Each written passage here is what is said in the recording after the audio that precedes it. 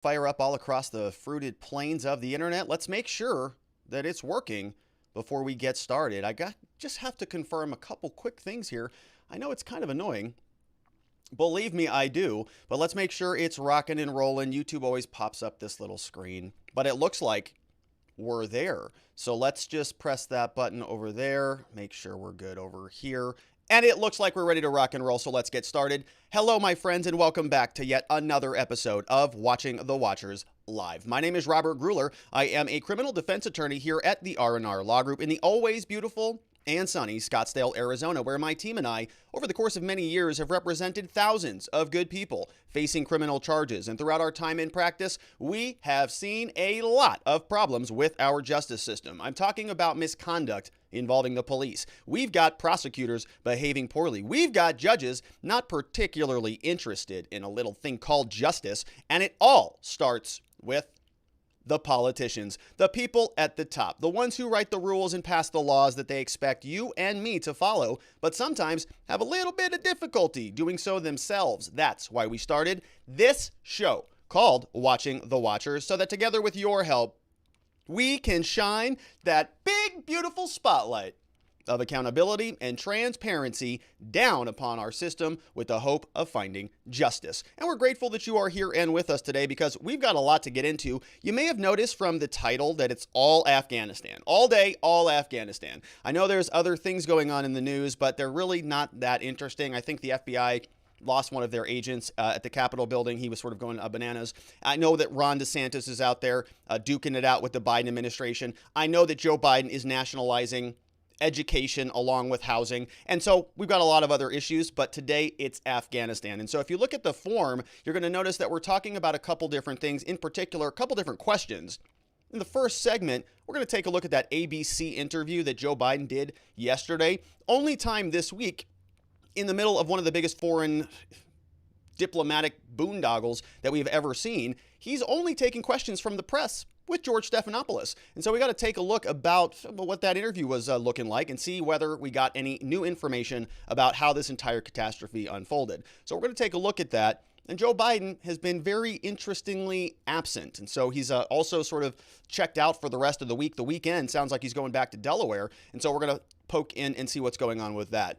Then in the next segment, we're going to be talking about this question that people are asking, particularly the Republicans, very excited about asking Joe Biden to resign or even impeach him. And so we're going to take a look at some of those arguments, who is shouting those, and we'll kind of flush some of those things out. I want to hear from you. Do you think that's smart? Do you think that's a prudent thing to do with Kamala Harris, number 2?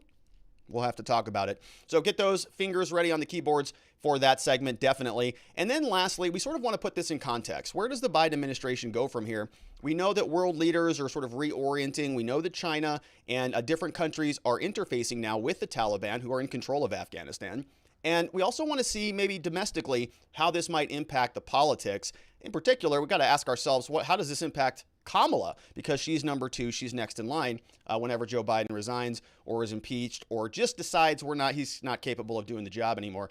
So we're going to take a look at all of that and more. If you want to be a part of the show, head on over to watchingthewatchers.locals.com. Over there, you'll notice there's a form that you can use to submit a question. Looks something like this. And it is available for you to ask a question. We'll do our very best to make sure we get to those. We'll also take questions over from YouTube. We have super chats now that are available, which is great. We had this one come in yesterday, and you'll see when those pop up, they show up on the screen, so that's quite fun. And we'll take questions from both locals and YouTube, and we'll work our way through them. And so thank you for being a part of the show. That's what makes live streaming so fun. All right, so let's get into the news of the day. And let me make sure my slides are clicking over here.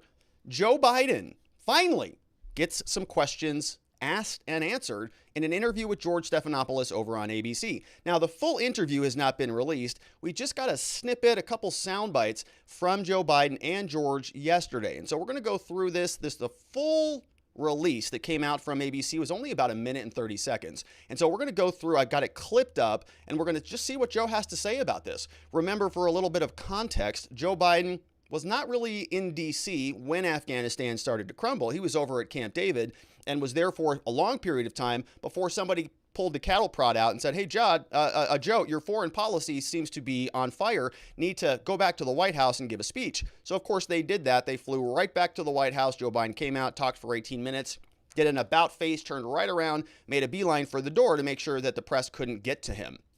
Sort of like he was evacuating. And then after that, flew right back to Camp David. And so people are wondering, where is this man? We're going to take a look at some pictures about him sort of being absent in later segments.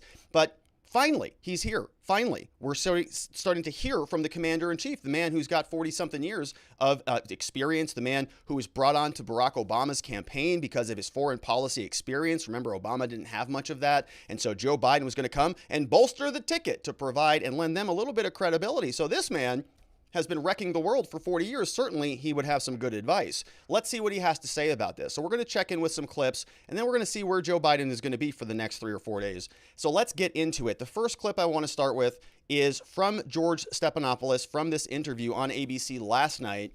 And George says to Joe, he says, Joe, listen, when you look at what's happened over the past week, was it a failure of intelligence, planning, execution, or judgment? Here's what Joe has to say in response. Look, I don't think it was a fair. Look, it was a simple choice, George. When the Taliban, let me put it another way. When you had the government of Afghanistan, we're going to get that volume. The leader of that government getting in a plane and taking off and going to another country. When you saw the significant collapse of the Afghan troops we had trained, up to 300,000 of them, just leaving their equipment and taking off. That was, that's what happened. That's simply what happened. Okay, so sounds like he's sort of blaming the Afghans, right? And he says that's what happens. It's kind of, their fault. Nobody could have predicted that they would have just laid down their arms, hopped on planes, and bailed out of the country. You would expect, though, that a country that had been over there for the last 20 years, that had been training these individuals, that knew what their capabilities were, that knew what the culture was, would have a better understanding that this was a real possibility and that it might be a good idea to evacuate the tens of thousands of Americans that theoretically are still over there. We're going to hear from John Kirby from the Pentagon. They don't even really know what the total number is. And so it's total madness. It's total chaos. And he's just saying here, well, that's simply what happens. Yeah, I mean, that's all. Yeah, that's what happened. I'm telling you. Yeah, it's crazy. Can you believe that? So George Stephanopoulos then is sort of, gonna lean on him a little bit here. Says, okay, so yeah, it did happen, and yeah, we are seeing a slow motion train wreck over in Afghanistan. But we've all seen the pictures. We also saw the scenes from the zombie apocalypse with Afghanistan people, or arguably American citizens, who knows, strapping themselves to landing gear on aircraft and holding on for dear life. All seen those pictures. Joe Biden saw those pictures too. George Stephanopoulos asked him about it. But we've all seen the pictures. We've seen those hundreds of people packed into a C-17. We've seen Afghans falling. That was 4 days ago, 5 days ago. What did you think when you first saw those pictures? What I thought was we have to gain control of this. We have to move this more quickly. We have to move in a way in which we can take control of that airport. And we did. Okay, well, we're going to argue about that here in a minute in the next segment, talking about the Kabul aircraft. But he says that's 4 or 5 days ago. That's 4 or 5 days ago, right? And you go, Joe, no, it wasn't. We know, we have the dates, brother. We can see this. This isn't your 1970s interview anymore. This is when ABC News actually posted this exclusive. So the interview was posted on August 18th. So presumably it was shot that day. This was at 1:54 p.m. Could have been shot the night before, right? It could have been shot, who knows when the interview was actually recorded. But it was on August 18th. If you go over to Air Force Magazine, they're reporting on this story, the C-17 that was surrounded by people just trying to get out of there. What happened on August 16th? So 2 days ago, maybe 48 hours apart. I don't know. Joe Biden may have been recording this interview within 48 hours after it happened, right? And he says, well, it was 4 to 5 days ago. So two problems with that. Number one, it doesn't matter if it was 2 weeks ago, 2 months ago, 2 years ago. Still a problematic thing when you have the U.S. military, the U.S. Air Force, scrambling like chickens with their heads cut off, trying to flee people who are just trying to latch on for a little bit of freedom and just up by so long, hold on for dear life. And if you can't make it, you're just going to drop out of the sky and just land on the pavement. So, it's it's a troubling image. I don't know why 4 or 5 days would matter, but it's a very interesting little clip there. Let's take a look at that one more time, because you'll notice that there's a little bit of anger there from Joe Biden. But we've all seen the pictures. We've seen those hundreds of people. Watch his face a little bit. Into a C-17. You don't see this much from him. Afghans That falling. was 4 days ago, 5 days ago. What did you think when you first saw those pictures? What I thought was Yeah, so he's a little bit irritated. You don't really see much of that in the campaign season, and so kind of a curious thing from Joe. So you don't think? We got one more clip here from the interview from Stephanopoulos, and this is where he's saying we've got no mistakes. No mistakes were being made at all. And so he's doubling down, tripling down on this. And look, we've talked about the different layers of analysis here on this channel. We've said multiple times, several different things that you can analyze. Number one, the decision to get out of Afghanistan. Okay, I've got no problem with that. I lost track of the plot 2 decades ago. I don't even know what the heck we were doing there for a long time. And so I have no qualms with that decision. It's the same decision that Donald Trump made. It's the same decision that a lot of people in my generation who grew up sort of as kids, not knowing what these wars were about, knowing that it was about terrorism, but then sort of not really. It's turned into something else. On that level of analysis, I think most people in this country would agree with Joe Biden. I think the polls show that. I think both parties agree with that, right? It's kind of enough of this already.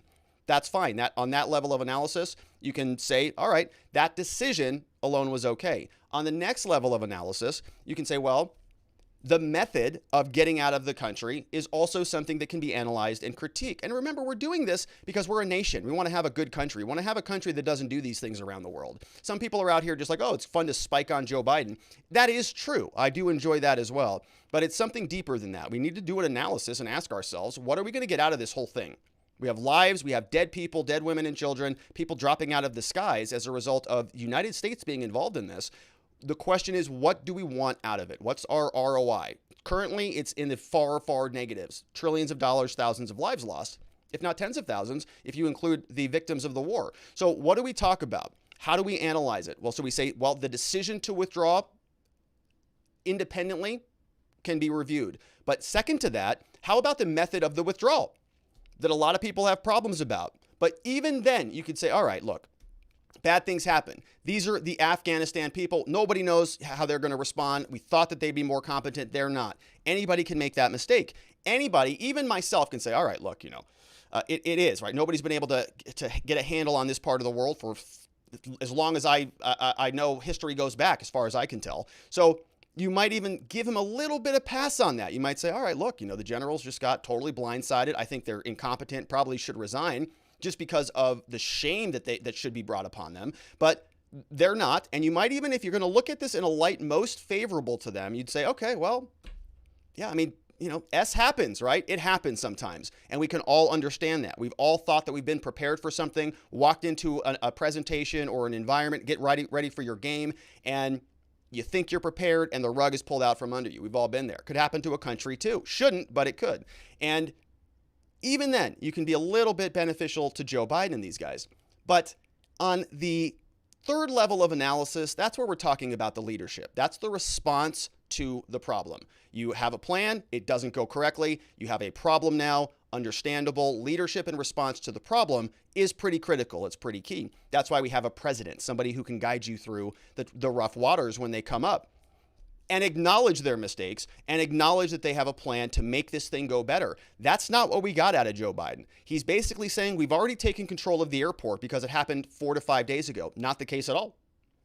Happened from this interview 2 days before that. And as we're going to see in the next segment, the airport is not under control at all. So he is being dishonest about it, not being a leader, being completely absent until he comes and gives these little angry tirades with George Stephanopoulos. Here is the final segment from the interview.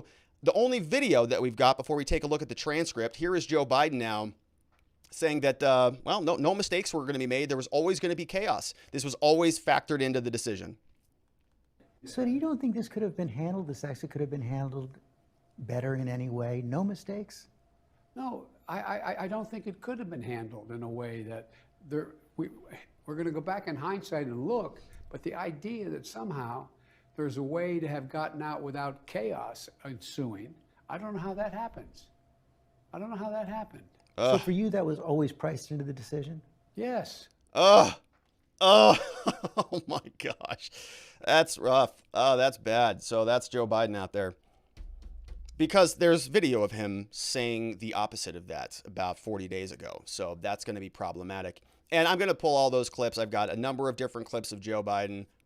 Everybody's doing it. Everybody's seeing these contradictions. So we're gonna assemble that. But it's just clear he's changing the goalposts so obviously, and it's very bad. Here he is. Here's a little screenshot. Very angry, right? You don't see this face from Joe Biden much. That's why people voted for him, because he was just this friendly, old, compassionate, jolly old guy. Just, hey, been around for 40 years. Safe old Joe. Just keep him in the basement. Don't put him in front of anybody, and he's going to get elected, because the other guy had a big mouth. Joe Biden out here is now sort of showing this. And remember, we've sort of seen this come out a little bit. He would get out there and do his press releases, and they'd say, is this going to be like Saigon or Vietnam? And whoa! And he gets very angry about that. No, it's not. Don't even compare it to that. Turns out it's becoming exactly like that, which is exactly what's getting under Biden's skin. So you can just see it. Very angry about this. Now, people are also showing that in this sort of decline, in this catastrophic demise of this presidency, that there are some problematic things happening, right? Joe Biden has been absent. And so people want to see the rest of that interview. Pretty important interview. We're talking about one of the biggest problems in foreign policy in my lifetime. And many people are saying in their lifetimes, and many of those people are significantly older than I am. So at least in some time, this is kind of a big problem. And so Hugh Hewitt, who is a conservative person, he was here on Twitter saying that we need more of that information there, George, about what the rest of that interview looked like. We want to see how agitated Joe Biden got in the other questions, and whether you pressed him or whether you were propping him up. If this was a big, long interview, why did we just get a minute and 30 seconds of it? So Hugh Hewitt was saying, Dear George Stephanopoulos, thank you for responding. He tweeted at him and said, hey, we want to see the full video. He says, but we need the entire unedited tape in real time, the nations and allies. Quickly, as I first responded, it will be watched so people can judge across the country and the globe the president. He says, time is of the essence. We just lost a 20-year war. Americans by the thousands are in danger. We have to decide what to do. The response must be across the government and in elections such as CAs and VAs, which are nearing conclusion. The job of the media is to provide as much information as possible. So George Stephanopoulos then said that they're going to be releasing a transcript. He says the transcript is going to be released this morning. And he said, like the Nixon's tapes offer, he said that they have to review, that the transcripts alone are unacceptable. He says, Stephanopoulos, the transcript is going to be released, but it's not going to be viewed as credibly. It's going to be a self-inflicted wound for ABC, because basically what he's saying is that ABC can manipulate the transcript, right? And cut out some of the uhs and the mumbles and the flubs that we know are in there. Dwayne Patterson, another blogger, says anything less than the full, raw, unedited video of the interview will lead people to assume that the president stumbled and he had to be helped through his interview. ABC's credibility as well as Biden's is on the line here. Release the tape. So we'll see if it actually comes out. But I want to show you what I mean. I want to show you, you saw a minute and 30 of that interview, but it went on for some time. And so if we take a look at another little portion from the transcript, Stephanopoulos says, okay, so President Biden, your top military advisors warned against withdrawing on this timeline. They wanted you to keep about 2,500 troops. Joe Biden says, no, they didn't. It was split. That wasn't true. That wasn't true. You want to see what that little stumble was all about? Stephanopoulos responds, they didn't tell you that they wanted troops to stay? Biden says, no, not at all. Not in terms of whether we were going to get out in a time frame all troops. They didn't argue against that. Okay. So, it's kind of a hard... George says they didn't tell you they wanted troops to stay. No, they didn't tell him. They didn't argue against that. Okay. So not real sure what he's getting at. So Stephanopoulos tries to clarify, says, okay, so no one told you, your military advisors did not tell you, quote, no, we should just keep 2,500 troops. It's been a stable situation for the last several years. We can do that. We can continue to do that. George is trying to clarify for Joe Biden. This is what I'm asking you, Joe. Biden says, no one said that to me that I can recall. Oh, okay.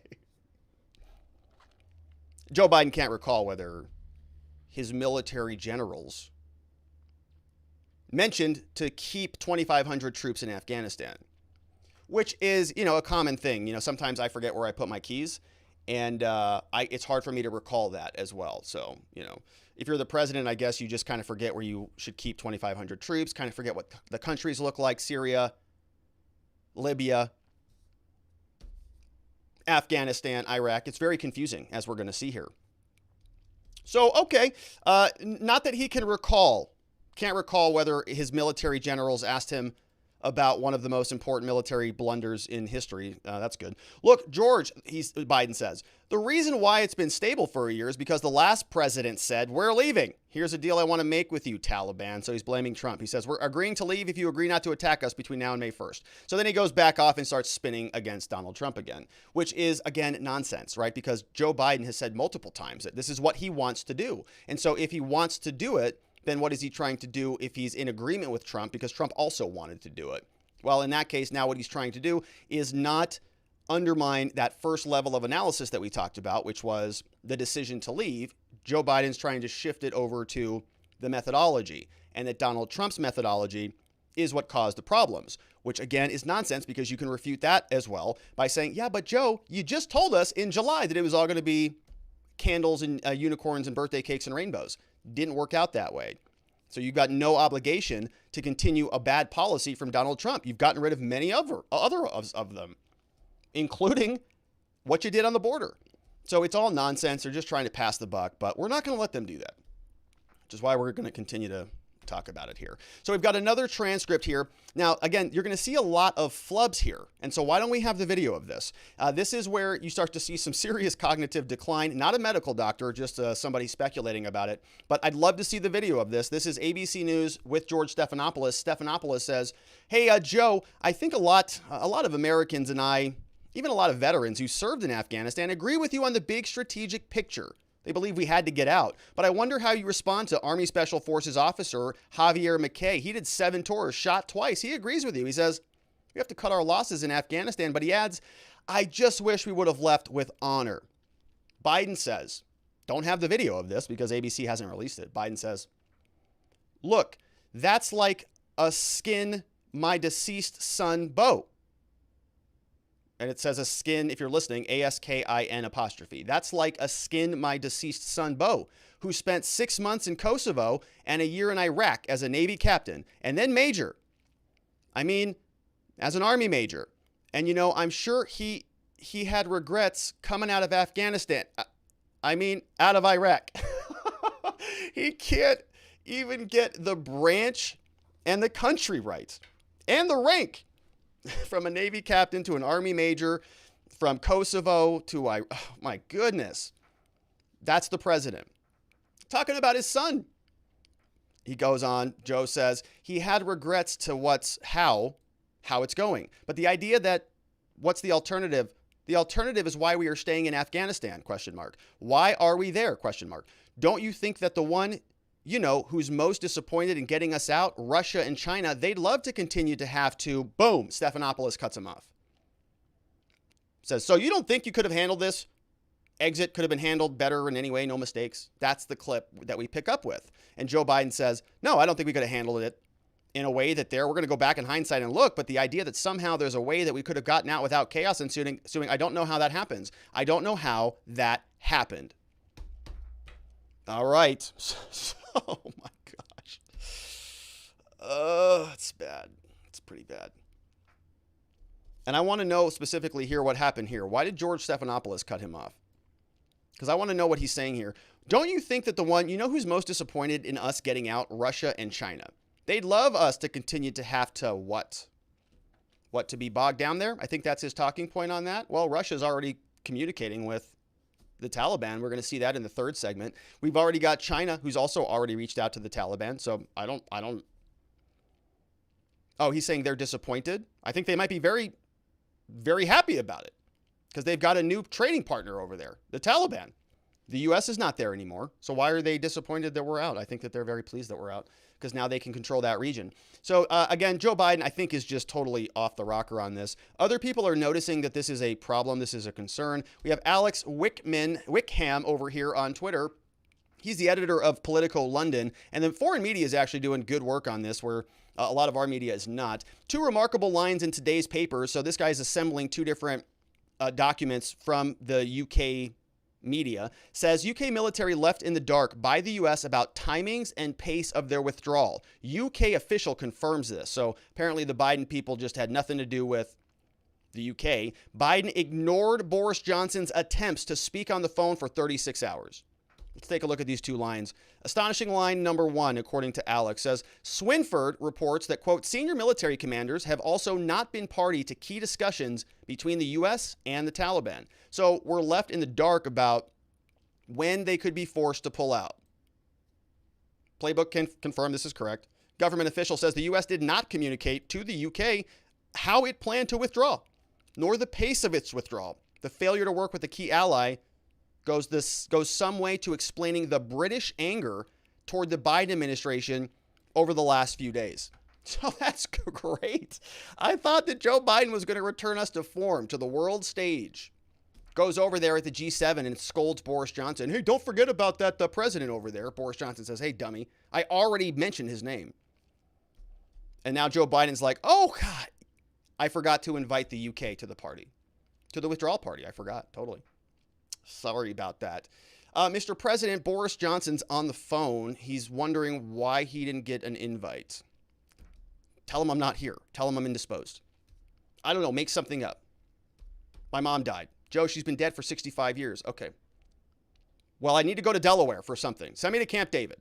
So Boris Johnson hangs on hold for 36 hours. Meanwhile, our president is just, I guess, eating Jell-O. I don't know. Astonishing line number 2, the Telegraph's Ben Riley Smith reports, Biden ignored Johnson's attempts to get him on the phone. Says that the prime minister requested a call with the president on Monday morning. Didn't take place until 10 p.m. on Tuesday.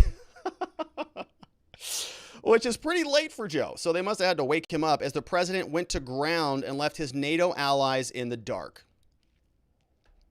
Folks, that's what I'm talking about. That's the problem. That's the third layer of leadership that is an absolute catastrophic failure across the board. I think regardless of what party you're a part of, you can say, okay, it was good to leave Afghanistan. You can say, okay, didn't go that well, but look, it's a disaster. We're going to clean it up on the back end. But the third layer of analysis, the leadership in response to the crisis, has been a disaster. Not even talking to the allies, just gone with the wind. Other people are noticing that even today, gone, right? Nobody saw him. This is a senior U.S. political reporter over from the Daily Mail. Joined August 2007. Yeah, she's with the UK Daily Mail. She says today, the White House called the lid, meaning the reporters can go home at 3:36 p.m. Says no eyes on Biden today. No eyes on Biden at the White House. Nobody can see him. Gone. Where'd he go? Where's he been all day? Well, apparently, according to his schedule, we can take a look at this all on public access. Over here, it says that on Thursday, his schedule today was the president receives the daily brief, which he gets every day. Also at 10 a.m., apparently he was meeting with his national security team to hear intelligence, security, and diplomatic updates. Nobody saw him, of course. And then in-town pool call time. So the press was there, and then they got the notice, no, we're done for the day. Joe Biden's going back to bed. And so they had to leave, or the lid was called earlier. On Wednesday, Joe had a little bit more activity. We heard him come and nationalize education yesterday. And so now that's what we've got. Now, ordinarily on the president's schedule, you would see what the upcoming schedule looks like. You would see what the next days look like. So theoretically, if we had a normal president who was responding to a crisis in real time, we would see what his schedule was on Friday. Tomorrow, we would see what his schedule would be on Saturday and on Sunday, where he would be. But we don't know where it is because there is no schedule because they haven't released it to us. And so what he's doing now is off grid. There's no public schedule. Nobody knows where he's going. So people have taken a look to the FAA. They're trying to say, is he going back over to Delaware? Nobody told us anything like this. I think he might be going back to Delaware. And you go over to the FAA website, and you can see specifically that they've got a little carve out here. There's a VIP coming right to Delaware on. We got notices here from Friday, August 20th, all the way through August 22nd. And you'll notice it says Delaware coming in from DC. And who is it? It's a VIP, right? So obviously that is Joe Biden going to be flying out of DC, landing in Delaware, and the FAA is clearing the airspace for VIP, right? There's no air traffic around the area. And so Joe Biden is picking up, going back over to Delaware. Nobody knows where he is. He gave a couple really, really bad answers to George Stephanopoulos yesterday, but that's all we got from him. Now he's going back to Delaware for something. But the good news is we sort of have a shadow president in waiting. A lot of people are very curious about how this could have been done better. Of course, Donald Trump came to town and on August 19th posted this, says a statement by Donald Trump, 45th president, says pretty simple here. First, you bring out all of the American citizens. Then you bring out all the equipment. Then you bomb the bases into smithereens, and then you bring out the military. You don't do it in reverse order like Biden and our woke generals did. No chaos, no death. They wouldn't even know we left. That's from probably your 47th president of the United States. Going to be fun to vote for him when he runs again. It's going to be a meltdown across the board. So looking forward to that. Let's take a look at some questions over from watchingthewatchers.locals.com. See what you have to chime in about. We've got a couple here. That's in the Resign segment. We can get that now. Should Biden resign? Says, I don't want to hear another word about gun control. All right. I demand the abolition of the AFT. That's from Tired of It. Submitted that one. That was for the next segment, but we can get to him now. It's all Afghanistan all day. Cats59 says, yes, Biden should resign, then impeach Kamala and retire Pelosi. Start over with a clean slate.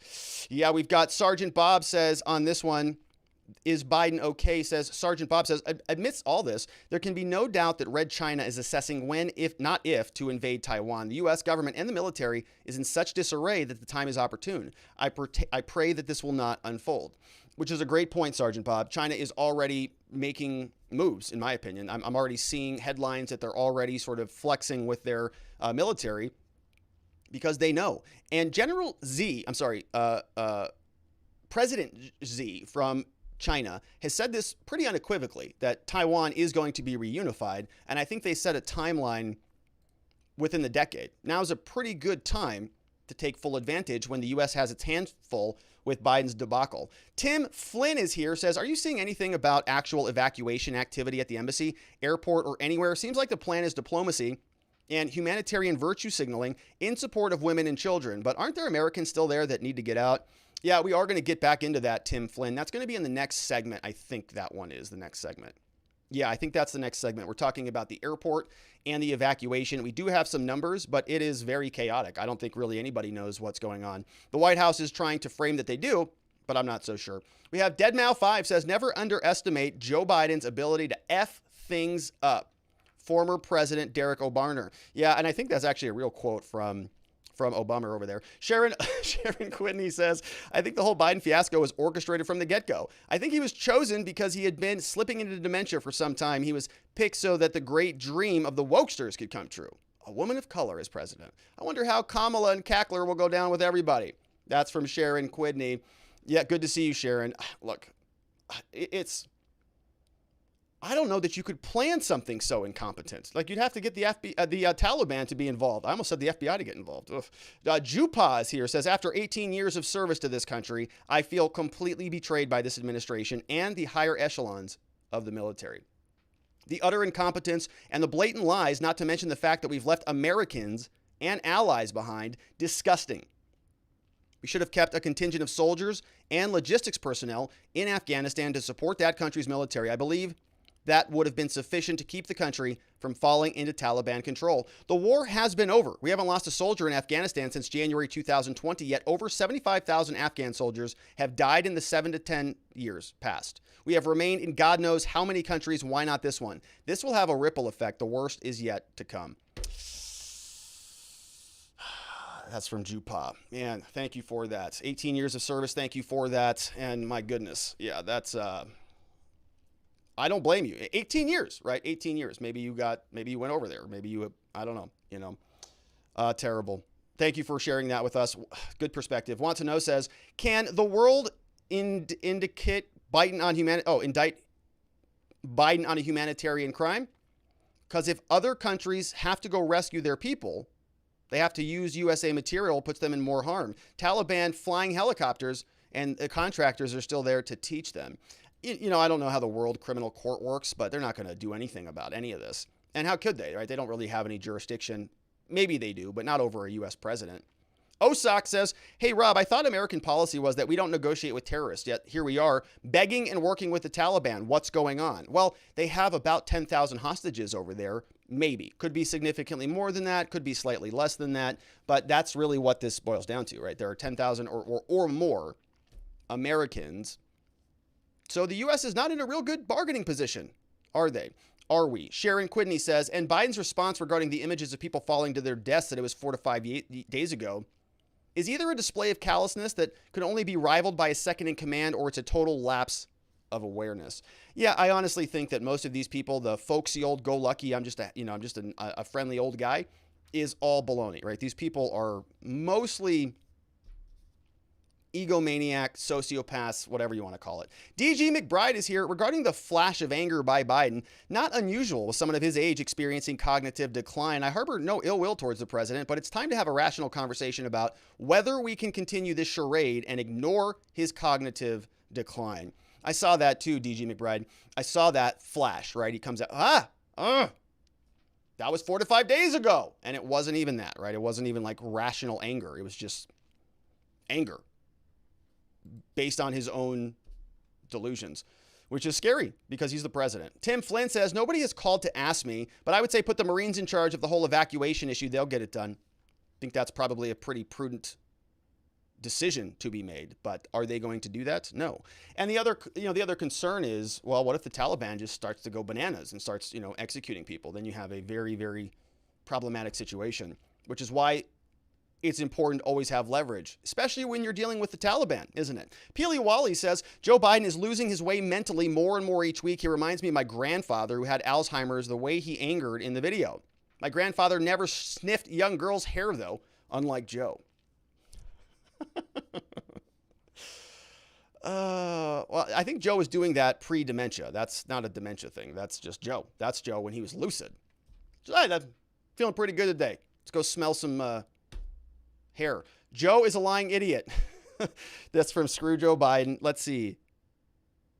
Okay, says that ceding control of the airfield to the Taliban, the airfield could be used to evacuate civilians, while convoys of heavy equipment are delivered back. The Taliban is being quite merciful, as they could have used the captured equipment to mortar and artillery strike the airport, resulting in bloodbaths. Yeah, what if they just drop an RPG right at one of those C-17s full of 600 people?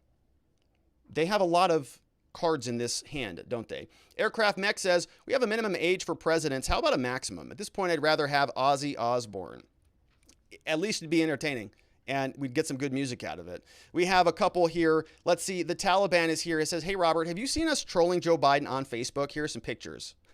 We need to be relentless in dunking on Joe and the feds so we can get competent government. I'm going to have to take a look at those, Taliban. I do like some of those memes. Let's see what we've got here. Oh, yeah.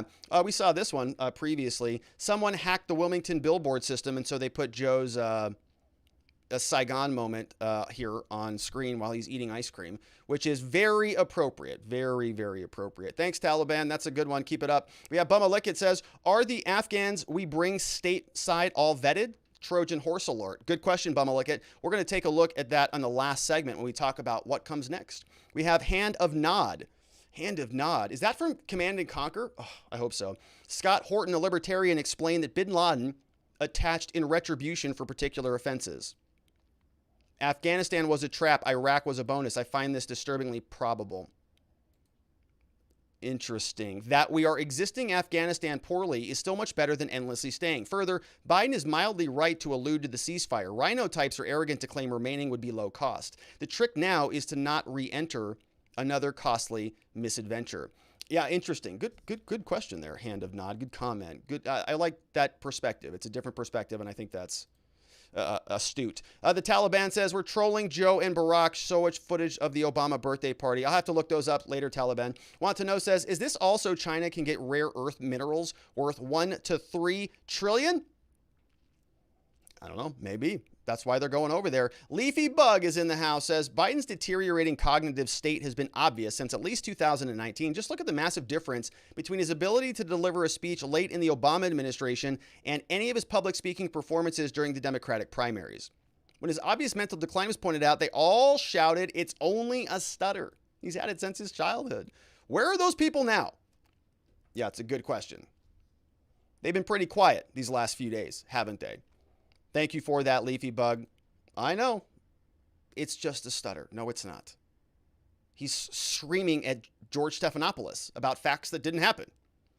Sapper Jackson says, the videos coming out of Afghanistan confirm that Joe chose to ignore our allies in a forced exit.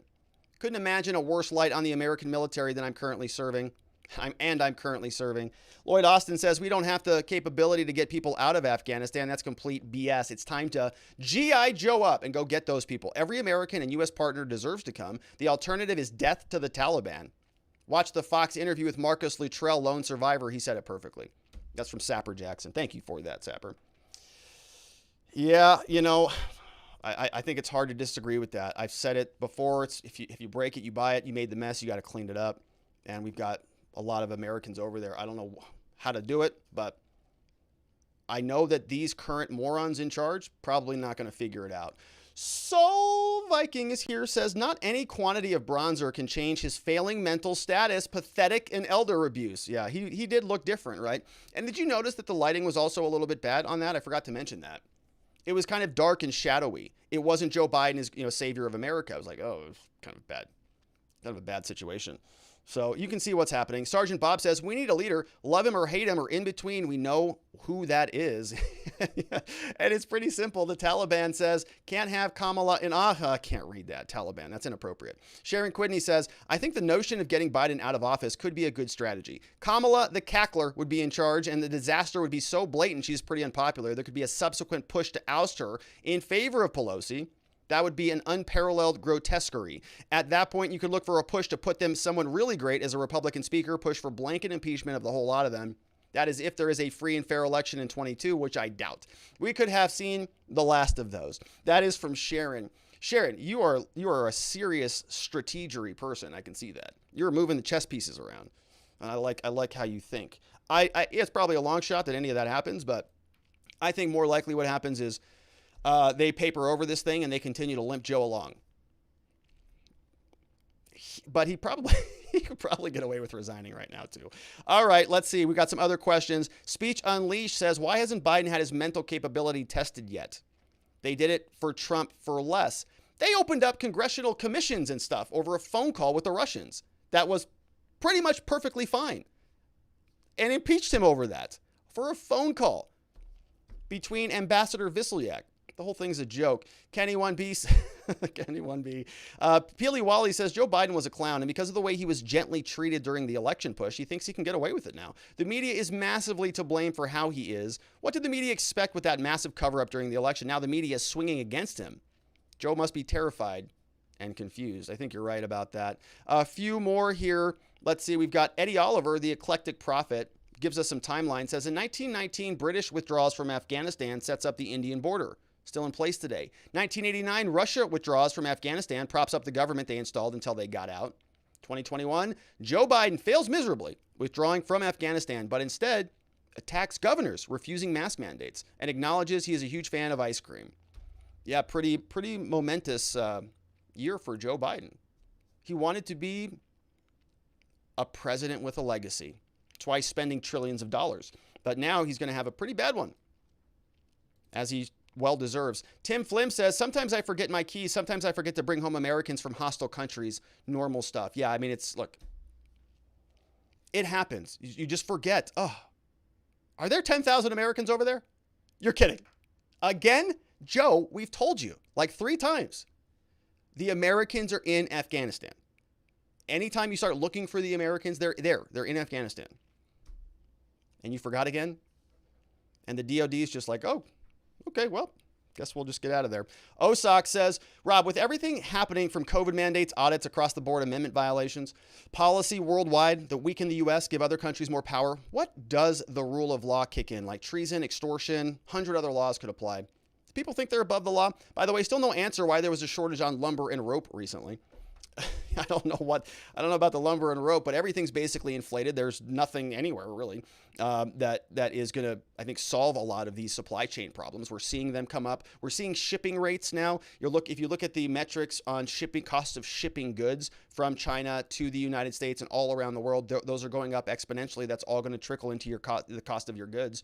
So I don't know what happened with lumber and rope, but treason, extortion, all of those other laws, you might even think like a simple embezzlement charge or something that would go and, if you're if you're a drug dealer, for example, and you sell drugs to somebody and you take that money and you go and purchase a nice car with it, right? That nice car has been gotten with ill-gotten gains, and that car doesn't belong to you. When the crime is, when you're convicted of that, the government's going to seize all that property. And they should, right? Because that's something that was gained from illicit goods. You broke the law. But if you do it as a part of the military operation, if you take U.S. Treasury dollars and you spend it or throw it into a 20-year war that is a grift and a repository for all sorts of slush funds, well, that's okay. And if it results in tens of thousands of Americans who've been abandoned and may die, that's all right. It happens. It's like misplacing your keys, not even that big of a deal. And so that's, I think, what we can expect, that there will probably be very little repercussions for the people because they all are in on the same side. They're all against the good people. Spawn Dog says, does the Taliban really know how to run a country? I see basic services collapsing within winks, from water to food supply. I think that those who don't fight back will be regretting it soon. Yeah, I mean, there's going to be worsening conditions unless that they can somehow, modernize their country, which I don't think they've been able to do for thousands of years now. LT13 says, a British lawmaker said that those who haven't served should be real careful judging those who have. He was taking up for the Afghans who did fight beside him when he was in the British military. Yeah, I think that's probably a very good point, right? And so I know a lot of people have been sort of, dismissive of the Afghan people, and I'm not sure I'm on that side. Joe Biden is here, says, come on, man. We always negotiate with terrorists. The thing, the Americans, like my keys. V. Anticus Prime says, I just want to point out that although the Taliban and the Uyghurs are not closely aligned, Afghanistan is not too far from the Xinjiang province in China. Another thing of note in all of this, there's a lot of talk about the Taliban's Twitter account. I think it's prudent to point out that a certain South Park episode, I think I know what you're talking about, Vanticus Prime. I'm not positive, but I think I do. Yeah, the South Park has basically an episode for everything. We have Lorenzo Greasy Bottoms says, how long do you think it'll be until we get another terrorist attack like 9/11? Joe Biden said that's not going to happen, so we're going to defer to his leadership. He's shown himself to be very resilient and effective. The Taliban is here. They're mocking Joe Biden with ice cream. We also have the ghost of Benghazi are here. Oh, they're here. That's good. Maybe they have some insight on what Hillary Clinton did. Maybe we can learn from that. Wouldn't plan on any Americans coming to get you out. You are on your own. Ha, ha, ha. The ghosts of Benghazi, poking fun at the Kabul embassy. It's terrible. Well, Tim Flynn is here. How will we ever get diplomats, contractors, and other non-combatants to work for government overseas if they can't be reliably evacuated when all hell breaks loose? You can't. It's sort of, you're abandoning them. Nobody wants to come play for your team. Jeremy Matrita is here. As bad as Joe is, I would rather keep Biden than let the country be run by any of the other options. I recently reached out to some missionary friends that were in Kabul for a long week, and thank God they were back to States before it all went down. Keep looking up. Things will eventually get better. They certainly can't get worse. Fingers crossed. That's from Jeremy Matrita. Thanks, Jeremy, for chiming in with that. Couple more. No Doubt says, never thought I would see a president more incompetent than Jimmy Carter, but here we are. At least Jimmy was a good-hearted guy. And then we've got over here, not just Biden needs to go, but his woke cabinet too. The Brits and French are getting their people out, parachuting in. We can't. I think China owns Biden. Yeah, probably a lot there. We had Eddie Oliver chime on in here with a super chat. Let's grab that one. It says, I'm listening to your show. I feel like what you're saying is that all of the money that we spent on Afghanistan gender studies didn't work. I don't see any evidence of it. I was hopeful too that maybe the Taliban would be a little bit more inclusive and take those $10 million and say, listen, we've been believing a certain thing for thousands of years, but we are going to change our pronouns. You're right. The new Taliban is very diverse, very inclusive.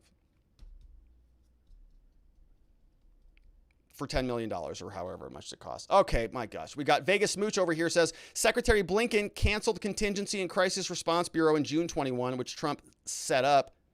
That's supposed to rescue U.S. civilians. They shut Bagram before they evacuated. U.S. civilians first. Yeah, the order of operations. When you do math, add, subtract, multiply, divide, all of that. The order of operations was pretty well broken, and Donald Trump called that out specifically. All right, and so thank you for all of those questions. They came over from watchingthewatchers.locals.com, and thank you for the super chats that came in from Vegas Smooch and Eddie Oliver. Really do appreciate all of your support. And we're going to change gears and just continue talking about Afghanistan. The White House came out today on the heels of additional fallout from the Afghanistan catastrophe, and they're trying to project strength. You can just see it. You can feel it. In fact, they're even talking about it on Twitter. They posted here this morning that the president and the vice president were briefed by their national security team on evolving situation in Afghanistan. They discussed the evacuations of citizens and other applicants, monitoring all potential terrorist threats. So you can see it, they're on it. Joe Biden is here in total command. He's just taking charge. And they posted this on August 18th, right? And so that's very nice. They're in total control. A little different than one of the other pictures we saw. Everybody is still masked up. You see Lloyd Austin over here. He ditched, it looks like, his second mask, and he also ditched his face shield, which is good. Looks a little bit more powerful than he looked yesterday when they were asking him questions about, hey, Secretary, are you essentially negotiating with the Taliban? Is that what you're telling us that the U.S. military strategy is? And he goes like this, I don't know. And then General Miley takes the question and says, yeah, pretty much. That's what we're doing. We've got injection forces at different locations, but we're kind of bottled in by the Taliban. So not so good, but the White House, the point of this is to show you they're projecting strength. Joe Biden previously was alone over at Camp David with an empty table, not a single person in the room. We're going to talk about that in the last segment today. But now he's got some people around, and you can see it looks like Kamala might be sort of rubbing her temple in pain listening to him. But he's there, screaming at somebody about something. So that's their first projection. They're in control. They're in charge of stuff. That was on August 18th. We fast forward another day, and the White House posts on August 19th an update on the status of the Hamid Karzai International Airport. Very good numbers, looking pretty optimistic over here. In the last 24 hours, 2,000 people have been evacuated, they say. Since August 14th, 5 days ago, 7,000 people evacuated. And since the end of July, 2,000. They say there are 5,200 troops, which is, I think, more than double the troops that were there previously. They're on the ground, and they're going to tell us in a bold-faced lie that the airport is secure and open. Okay, we're going to take a look at whatever that means. Now, technically, you might say, yeah, I guess it's kind of secure, and it's kind of open. So this is a matter of degree. But a secure and open airport means to me that you can just kind of drive into the airport and that you can get on an airplane and figure it out to get out of a hellhole war zone. We'll see if that's the case. We go over to France because they're doing good reporting on this. They say that desperate Afghans are trapped in Kabul. The airport is a no man's land. They say thousands of Afghans were packed today, between Taliban checkpoints and a U.S.-imposed ring of steel around Kabul's main airport, desperate to get aboard any flight. So it's still going on. Right? On control, totally in control, all contingencies planned, still desperate to get aboard. Even more were mobbing foreign embassy compounds in the capital. Rumors spread that visas were up for grabs. Unconfirmed reports on social media say several people killed as U.S. forces and the Taliban struggle to contain desperate throngs on their respective sides of an unofficial no man's land. Right? Here's what the White House said. 5,200 troops on the ground. Airport is secure and open. Here's what France says. Unofficial no man's land. Washington said Wednesday the Taliban were reneging on pledges to allow Afghans who work with the U.S. and its allies out of the country. We've seen reports the Taliban are blocking Afghans who wish to leave the country from reaching the airport. We expect them, they say, to allow all American citizens, all third country nationals, all Afghans who wish to leave to do so safely and without harassment. So we already know, based on these reports, that they're reneging on their pledges, at least as it relates to the Afghans. Don't know how it's really going for the American citizens, but if they're already reneging on one of those deals, how does it not spill over into the other one? So we'll continue on. Now, this is a screenshot, a satellite image from the airport itself, and we can point out a couple things. This came over from the Daily Mail. They're saying this is the Hamid Karzai Airport. Satellite images now are revealing the extent of the crisis. And so if you can't see this directly on the screen, you're going to see this is an entrance to the airport, and it's just totally consumed right here with cars, right? Everybody's trying to pile in here, and it doesn't look orderly. Down here in the bottom right, you can see cars. It looks like Taliban trucks with machine guns and RPGs at the front of it. We see concrete barriers sort of creating this wedge into the entrance of the airport, and we see over here, the military has sort of control of the north side of the airport. So the entrance is down on the south side. You got to break through all of this Taliban blockade, essentially, in order to actually get into the airport. Cars are crammed up against the southern civilian entrance, and the northern entrance is the one that we can see from the satellites. Over here, we have another angle.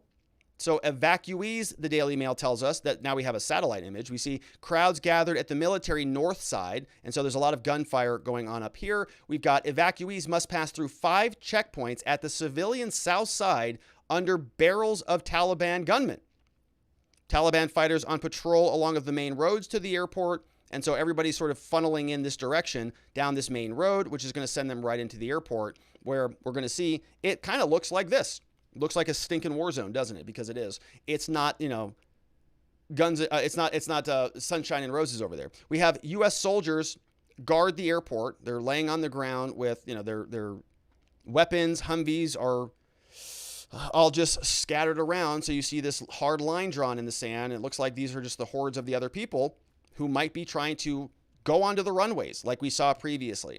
So this is currently underway. Daily Mail is also reporting that the U.S. troops are firing shots into the air. They're using tear gas. There are desperate crowds trying to get in.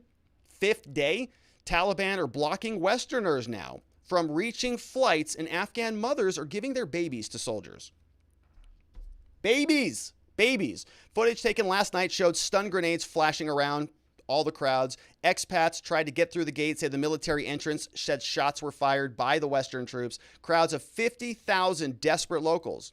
At the main entrance, the Taliban periodically fire into the air to clear the crowd. Fighters were seen shooting over the heads of crowd, striking people with rifles and dishing out beatings. Westerners face a race against time to get out of Kabul, with control of the airport resting on 60,000 troops. Flights are leaving the airport today with more than 2,000 people due to fly out. That's according to UK and US officials. And so it's still just a war zone. Here are some pictures. Now, there's a lot of video out there. I'm not going to play any of it. YouTube typically doesn't like that. But here are some PG images, more or less, right? It's looks like a bad Hollywood movie, maybe PG-13, but I think okay for YouTube. U.S. troops at Kabul. I took these screenshots today using tear gas to control crowds of frantic Afghans who are trying to climb over the fence. So it looks like, 1984. Footage shows shots being fired into the air.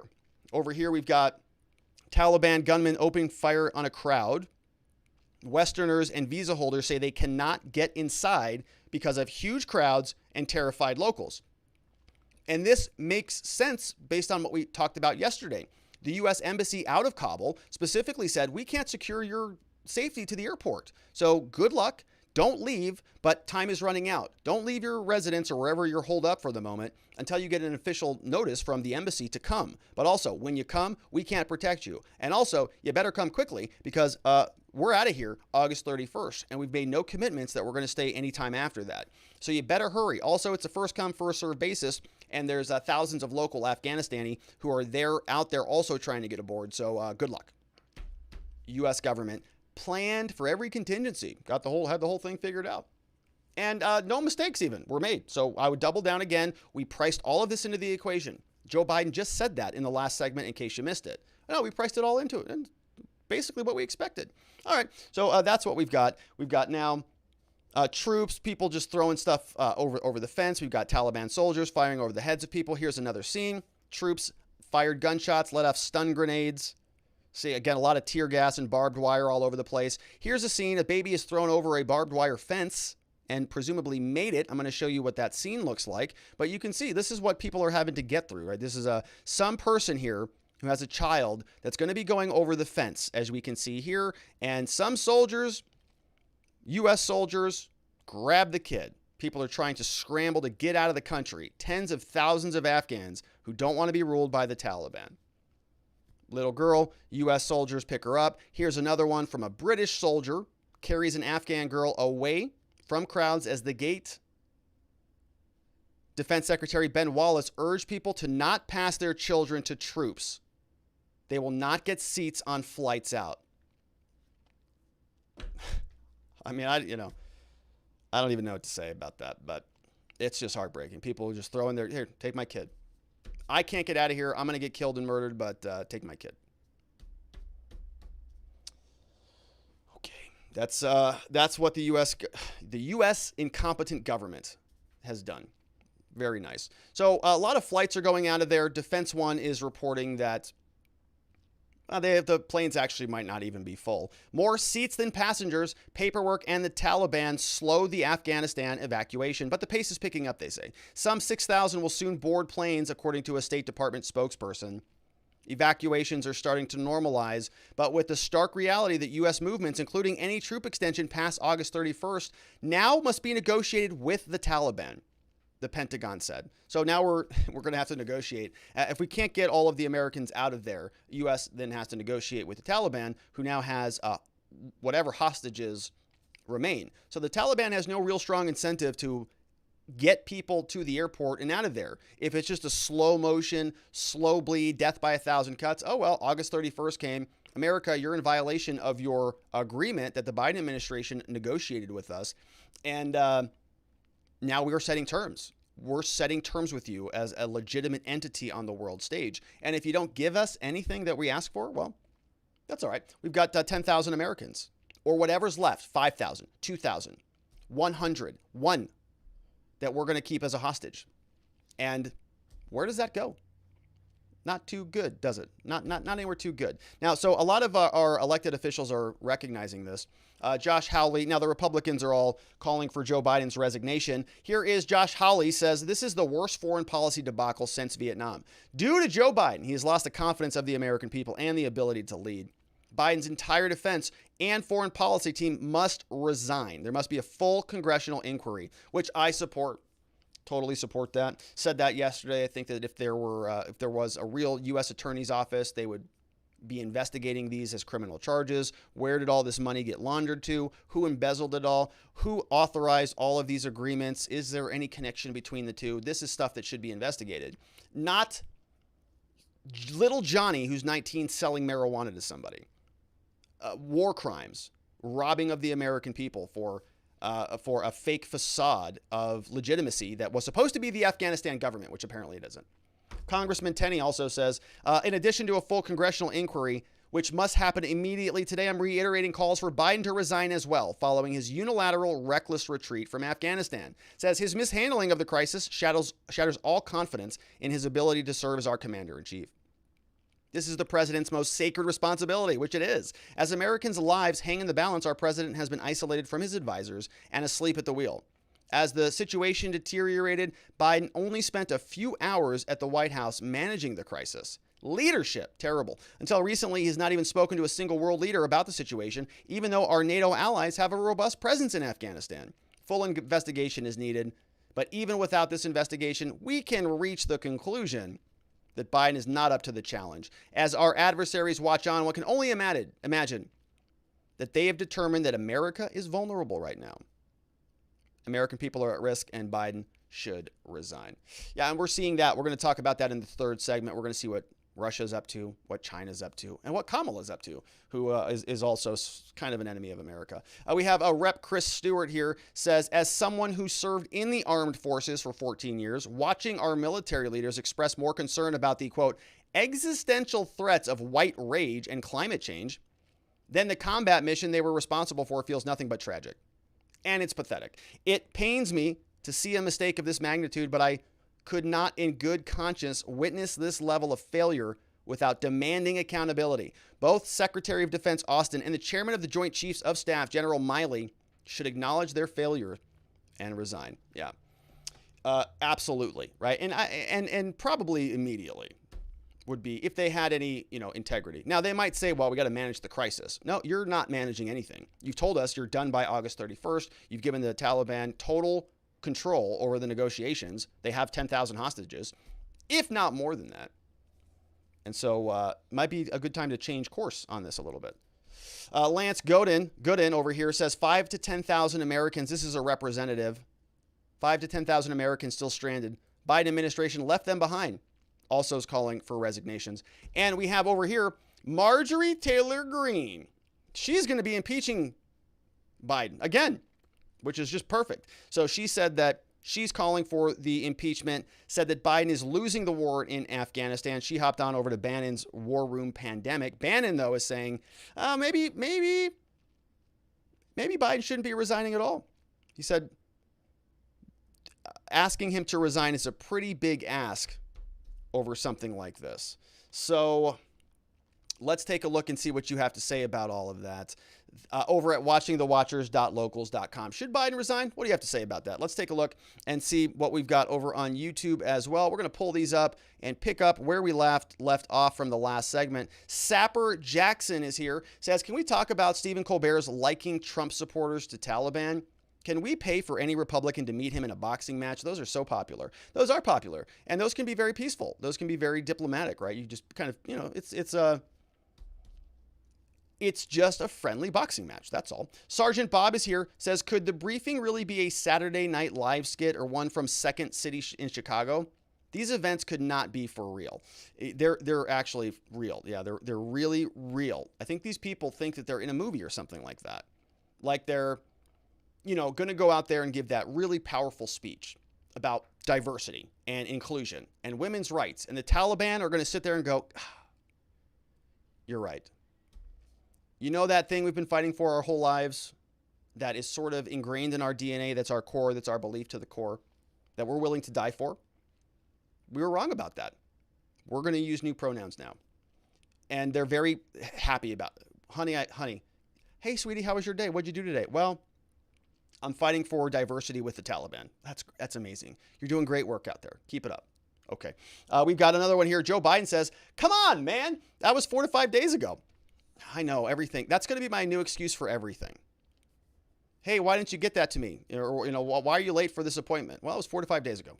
LT13 says, let's not forget Congress waived the job requirements for Austin. Maybe they should have reconsidered. That's right. They did, didn't they? Yeah, because he's got a military background. And typically you want somebody who's a civilian in there who would have done a clearly better job than whatever he was doing. The Taliban is here.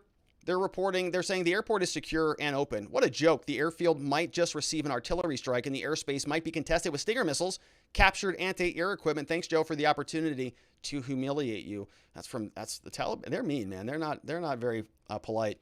Peely Wally says, I talk from the UK. What Europe has faced the past many years has been ridiculous. The influx of migrants and refugees from Afghanistan, Iraq, and Africa into Europe was horrendous. There have been so many terrorist attacks on the street of France, Germany, and the UK, from suicide bombers like in the UK to the Ariana Grande concert, to people that drive trucks into crowds of people at a market like in France, to beheadings of people in supermarkets, and so on, all to the hands of refugees. I don't believe it's worth the risk to allow people that don't share your values and way of life into your country.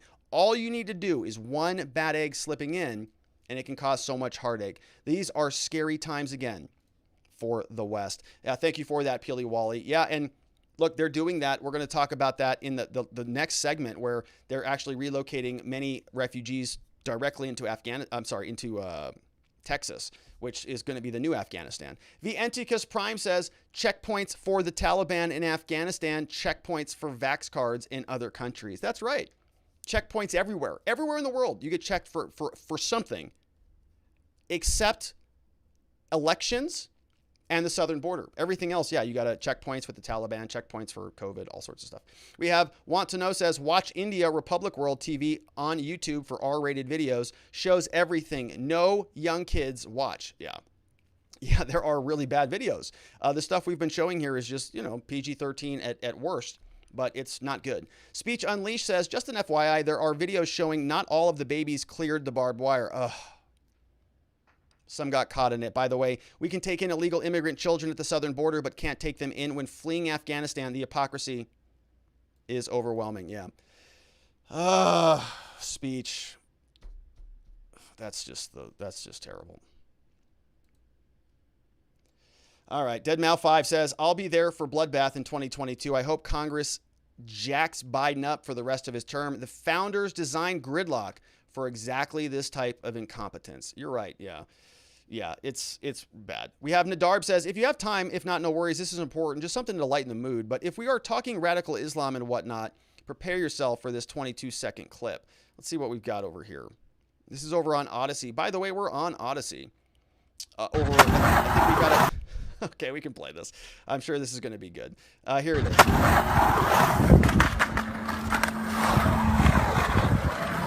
That's pretty good.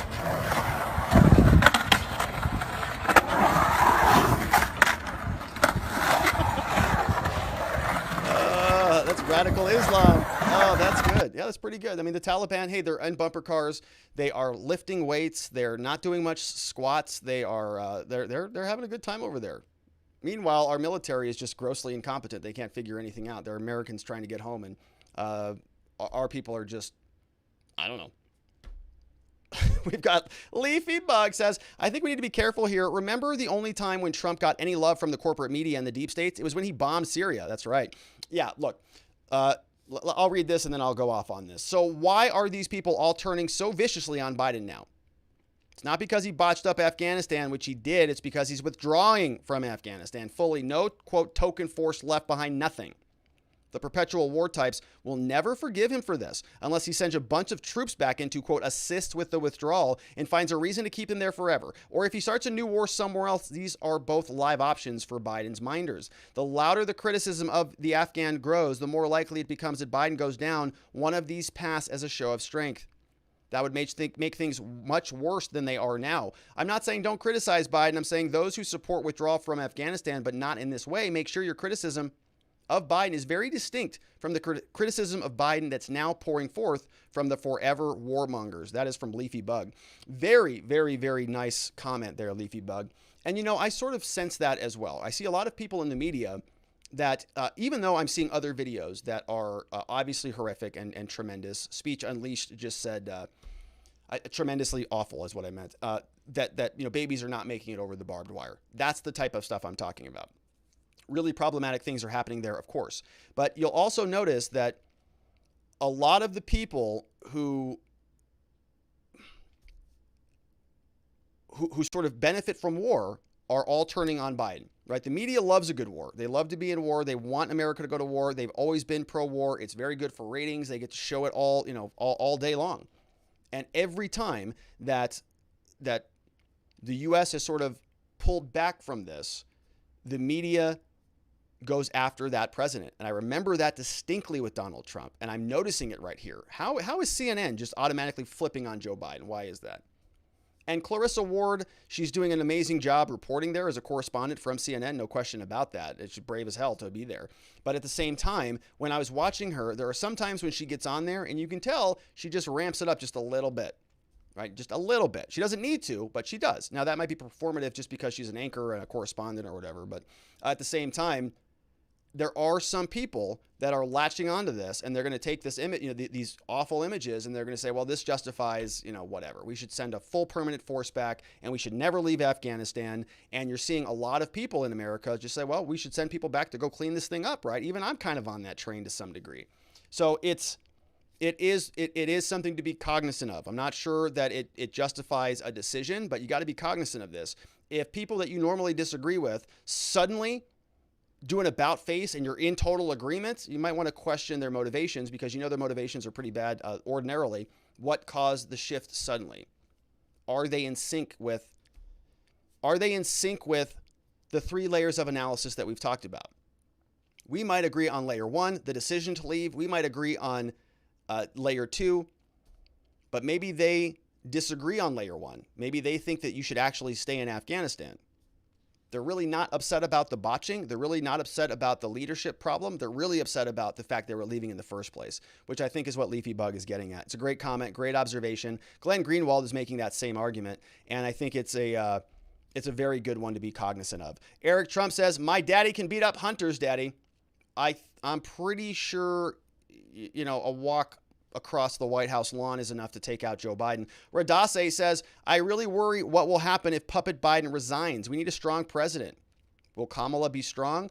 No, Kamala is just whatever she needs to be, whatever her handlers tell her to be. Thunder 7 says, this is the second humanitarian crisis created by China Joe. Due to him reversing Trump policies, the American people are watching this. 75% think Biden is a total failure. As for the Dems, okay, Orange Man bad, yes. All right, we've got Sharon Quidney says, one thing you can count on is China taking over Taiwan. Taiwan probably has as much self-defense as the former Afghan government. The regime not only doing nothing to stop them, but doing everything they can to help out. After all, the current regime was probably financed and abetted in their takeover by the CCP with collusion of big tech and big media. That's from Sharon Quidney's here. It's a good comment. Yeah, China is very affirmatively in favor of taking over Taiwan. They've said that on the record. Bumalicket says, Kamala is in a cocoon right now. She'll metamorph into the first lady. Like it or not, it's a possibility. First lady president. It is a real possibility. I think it's more possible now than ever.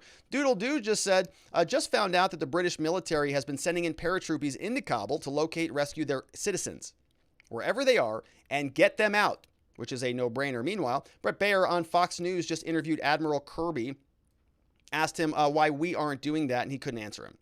There are so many of these idiots who should resign, Biden most of all, but we all know there won't be any meaningful accountability. Yeah, that's from Doodle Doo. There will be at the box office, I think, if that is something that still happens this next time. LT13 says, I'm confused. That one lady sent the Taliban a firm letter, but they were spray painting over women's faces on the front of shops and billboards. Did they not receive the letter? Yeah, it's a war zone, so maybe it's coming in the mail via FedEx. Once they get it, I'm sure they're going to abide by it completely, won't they? We have Josh Sesko says, not only should he resign, he should get tossed into Afghanistan and left to fend for himself. He can go hang out with the other Americans that he abandoned over there. The Anticus Prime says, I hear the slave trade is still going strong in Libya. I'm sure it's got nothing to do with anything because it's so far away from Afghanistan. Libya, Syria, it's very confusing for Joe. We have Kenny1B says, Daily Wire is reporting that Biden is charging people $2,000 for the evacuation flight out of Afghanistan. I saw that. They're actually doing it in the form of a loan. The U.S. government, when we abandon you, we're going to make sure that you pay for your flight out of there. We're also going to make sure that, property is seized for you. As long as you're here in the United States, we're going to cover all sorts of costs. Indefinite deferrals of student loans. You can live in your residence for free. We're going to make sure that anybody who comes across the border is sort of taken care of. And that's because we're very gracious people. But if you happen to be a U.S. citizen, somebody in a war zone that we put you there, you're on your own. Pay your bills. The government wants their money. We have look at this. We just have emojis on this one. Sad faces and angry face emojis. That's all we've got on that comment. We have over here from Bumalick. It says, it's now very obvious that our president is more on the demented side. He should be retiring and enjoying the rest of his life in peace, not be doing the position he's doing right now. He made a decision after decision with catastrophic consequences. All we do is watch the dominoes fall. While we critique and whine about it, let's not forget we are Americans. What failure our President Biden does affects us too. Let's not be like the anti-Trumpers. They badmouth him so much it gets to the point it blinded them to see what's best for America. And now we get Biden as our president. I just hope he makes better decisions or else everyone's going to be very long and very agonizing years for us all. U.S. Bumalicket. That's a very mature comment, Bumalicket. It's true. It's like, yes, this is problematic. Yes, it's fun to dunk on Biden. Yes, it's delicious schadenfreude. We all know that. But these are lives, right? And this is something that I try to always come back to. There are human people over there who are throwing their babies over barbed wire. I mean, if we can't agree on that is a horrific thing and that something should be done about that because the U.S., well, I don't know what else to say about that. All right, we've got Miss Lucky says, why are they wanting to relocate people to Texas? Why don't they just move them to Delaware or D.C.? I think you answered your own question on that. They want them there, not in their home states. Leafy Bug said, good to see you, Miss Lucky. Leafy Bug is here, says, remember when people used to say Biden was Obama's impeachment insurance? Now Kamala is Biden's impeachment. That's great. It's like there's a bunch of Democrat power brokers or some kind of cynical competition to just see how terrible a president they can impose on the U.S. That's from Leafy Bug is in the house. Couple more. The Taliban says, what up, Joe? Robert, show us troll. Let's see what this one is. Oh man, these guys are hardcore. Here's the Taliban sending a message back over to Joe Biden. You can see this here. Are those dipped cones? I think those are dipped cones. Oh my gosh. They look pretty delicious.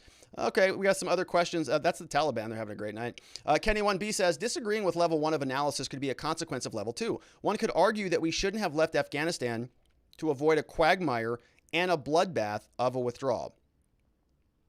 Yeah, so I see what you're saying. Yeah, so layer 2, level 2 of the analysis is about the method of the withdrawal. Disagreeing with level 1 could be a consequence of level 2. Yes, I see what you're saying. So if you disagree with the method, then you might say, well, there's no method that is going to be sufficient or satisfactory, so that might influence the decision on level 1, which is don't leave.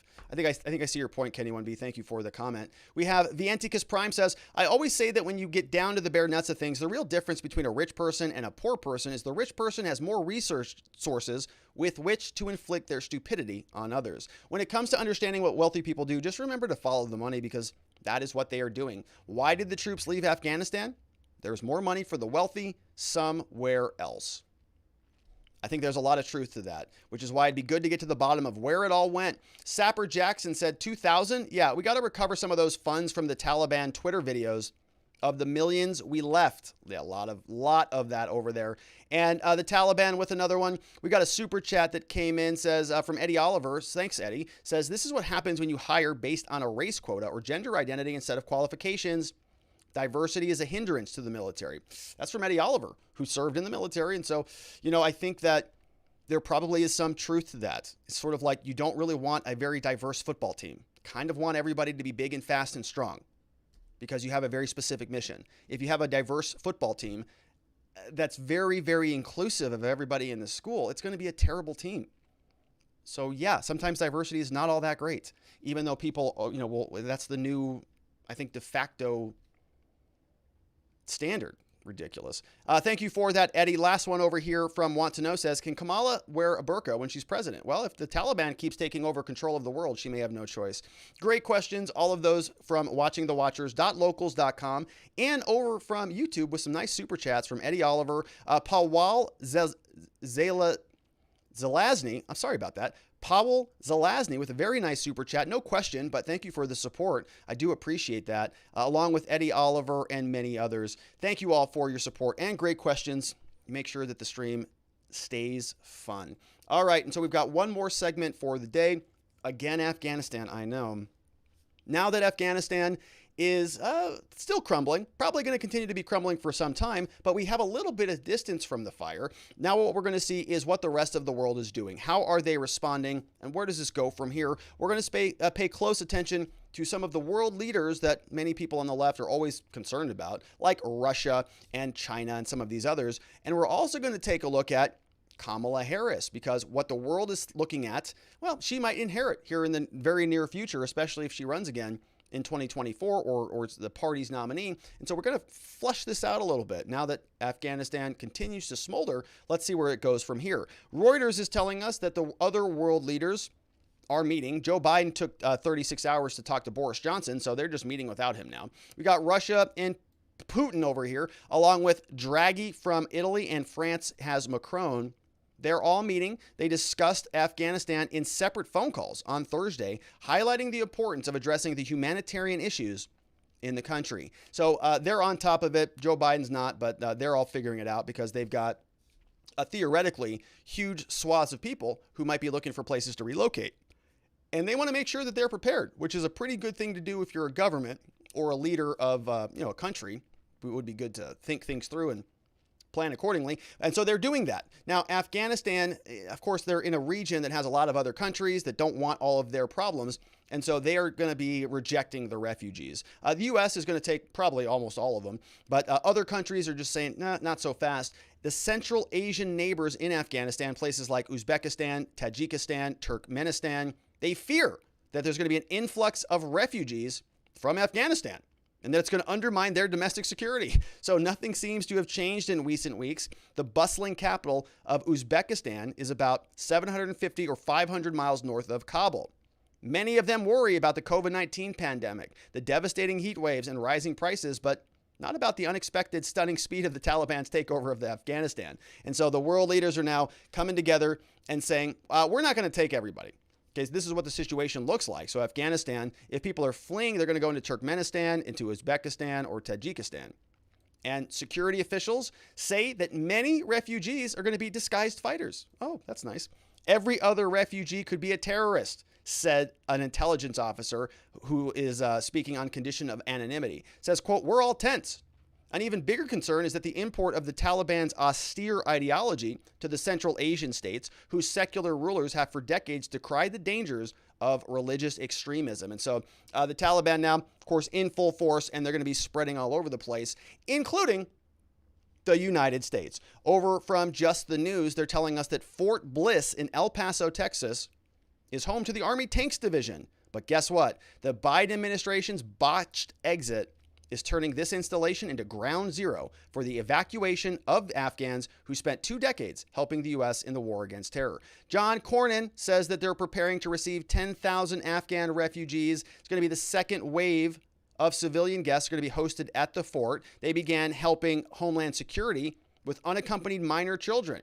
So Texas is just getting, I guess, people from all over the world. On Tuesday, Senator Cornyn received a briefing saying that 10,000 of those people are going to come back to Texas in particular, saying, my hope is that we can get these people out of Afghanistan, people we've worked with for 20 years, saying that they're going to be killed if they don't come back to the States. The visit came after the Pentagon announced up to 30,000 more Afghanistans who are going to be working with the U.S. military, going to be relocated. President Biden announced the removal of all troops by August 31st. And many people are saying this is described as one of the greatest foreign policy failures since the fall of Saigon. All right, so we see what's happening now. 30,000 Afghan refugees are now coming back into the States, and we see what the rest of the world is doing.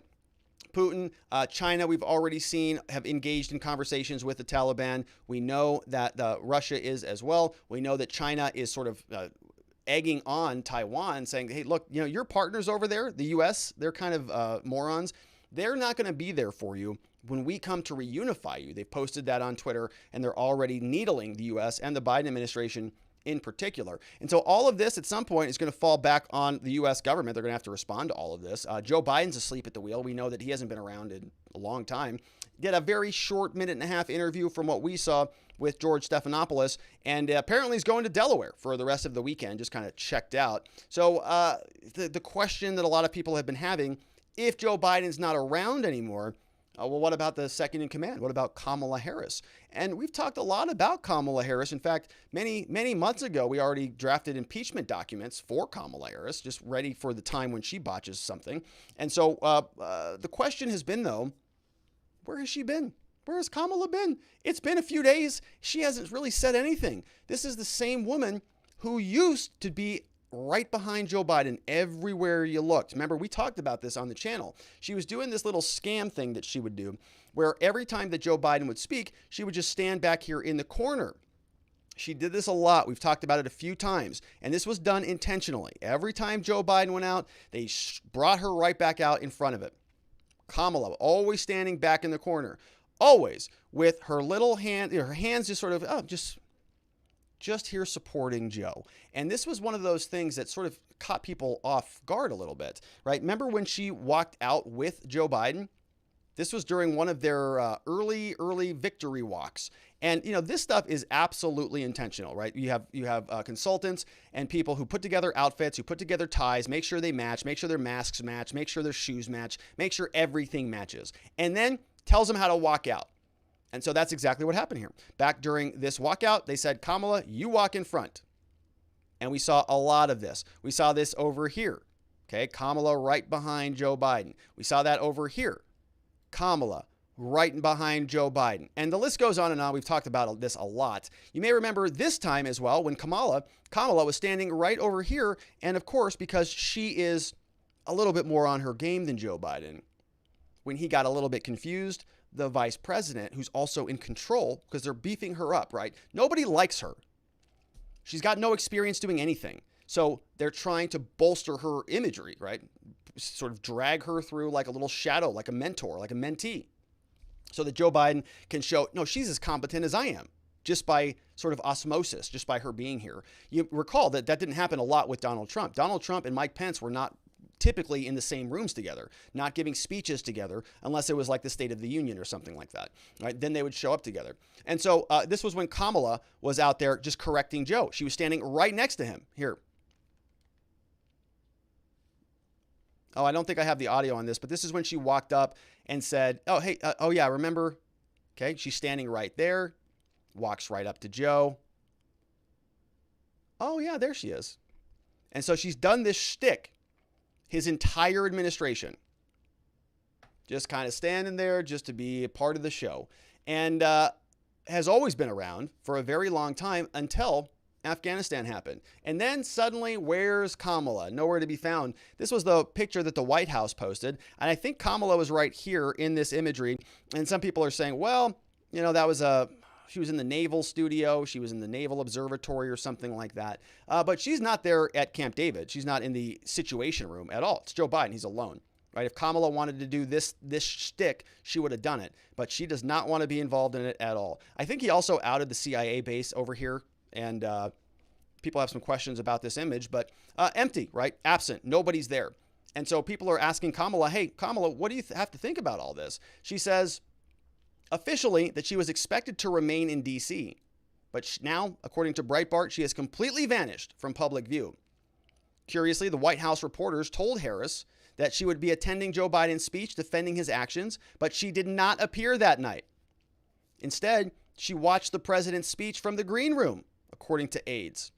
Oh, interesting. It's unclear why Harris distanced herself from the president in recent days. She's on the record defending the decision to withdraw from Afghanistan. She said so on CNN on April 25th. From the interview, he just made a really big decision on Afghanistan back in April. Yes. She says, were you the last person in the room? Harris says, yes. And you feel comfortable? Harris says, I do. All right. So she's on the record as supporting the decision. Vice President is scheduled to leave Friday for a previously planned trip to Vietnam and Singapore.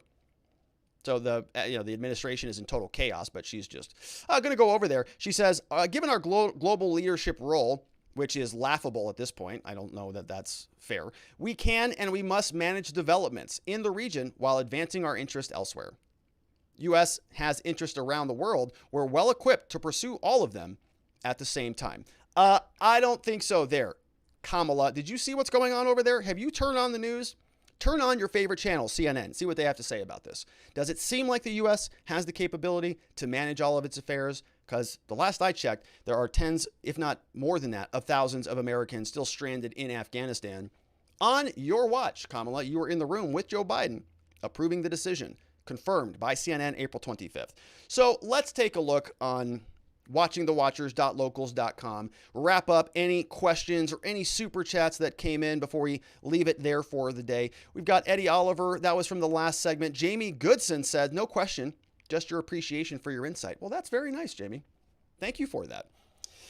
I hope there was something in there. Some sort of insight in there. I'm going to try to figure out what it is after the show. Thanks for letting me know it's in there. Let's see what we've got over from watchingthewatchers.locals.com.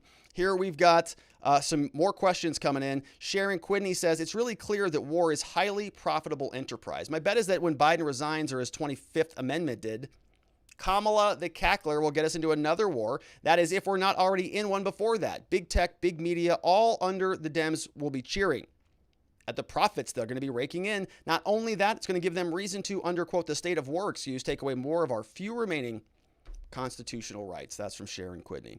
Yeah, if we're not fighting wars overseas, maybe they'll just turn those resources inland, right here in our homeland. We have Sapper Jackson says, is it bad that I like how the world is teaming up against Biden and whisper that they want the orange man back? They might get it. We have the Taliban says, soon Kamala will be wearing a burqa. Thank Joe for Afghanistan and the money. Robert, you should show us dunk on Joe. Let's see what the Taliban has to say here. Got to be careful with the Taliban. They're something else. Oh yeah, the Taliban are celebrating here.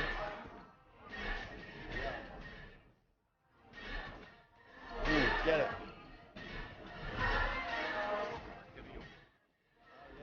Oh, the guitar. Yeah, he got the air guitar.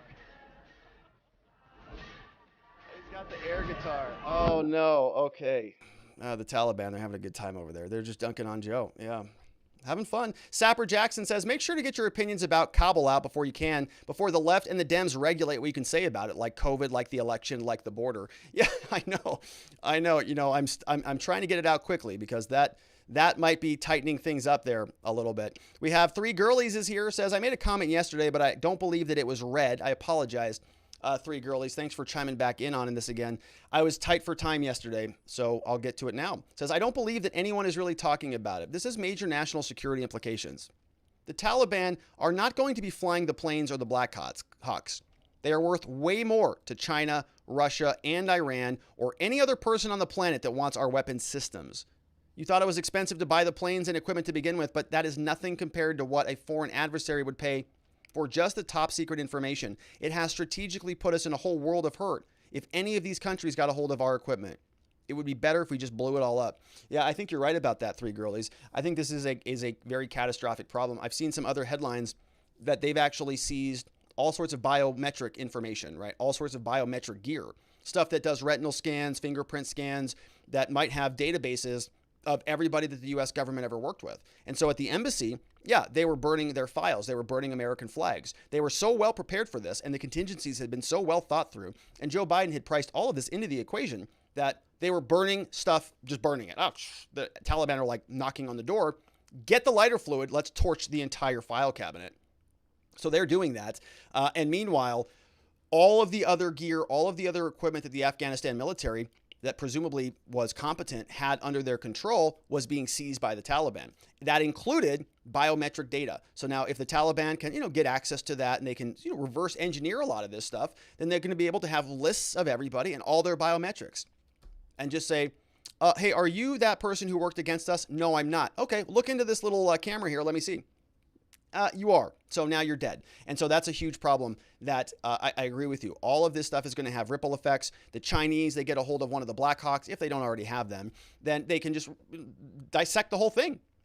It's reverse engineering, and they're going to be able to now interface with whatever weapon systems those have. And the question is, does that give them some ability to reverse engineer access to other technology that we have or whatever? It's a big problem, Three Girlies, and I think it's a very, very astute observation. Thanks for sharing that. Sapper Jackson says, China paid Biden to make a mess in Afghanistan so they can be the hero here in a few months. Yeah, so they're moving in already, it sounds like. We've got Sergeant Bob says, the whole time on Afghanistan is well spent. Most important, re Kamala. If Biden resigns or otherwise removed and she is a candidate, if there is not a prior case from Gerald Ford that he could not vote, thus a 50-50 Senate split, the Constitution could be quite a battleground. I'm no expert, but I do not think Kamala is a foregone conclusion. Biden resigns, she is a candidate. So if Biden, I see what you're saying. So I think then yes, now you've got a 50-50 Senate. Kamala's the tie-breaking vote. It's a good question. I don't know how that would play out.